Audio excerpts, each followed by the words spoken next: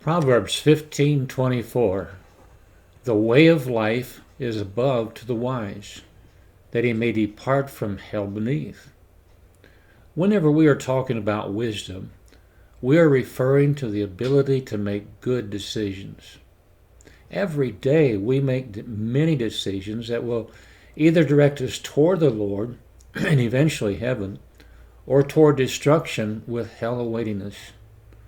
One thing that we always contend with is a deceitful heart. Jeremiah said it well, 17:9. The heart is deceitful above all things and desperately wicked. Who can know it? Too often we believe we have to go with our heart, which is really deceptive, and never learn that it is truth that ought to guide us. Having, knowing, and practicing the inspired, preserved Word of God will put us on the path of truth. Jesus, when he prayed, said, "Sanctify them through thy truth." And then he qualifies that by saying, "Thy word is truth." Allow his word to examine your ways. The psalmist said, chapter 139, 23 and 24, "Search me, O God, and know my heart. Try me and know my thoughts, and see if there be any wicked way in me, and lead me in the way everlasting." The big question is, do you allow your feelings, fads of the day, and foolish things to influence your choices?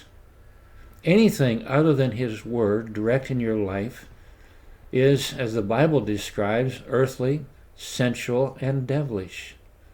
James 3:14, 15, and 16 says, "But if ye have bitter envy and strife in your hearts, glory not, and lie not against the truth. This wisdom descendeth not from above, but is earthly, sensual, devilish. For where envy and strife is, there is confusion and every evil work."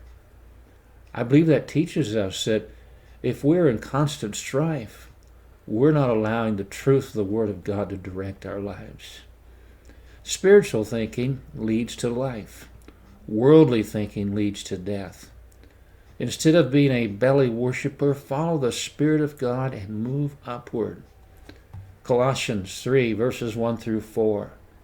"If ye then be risen with Christ, seek those things which are above, where Christ sitteth on the right hand of God.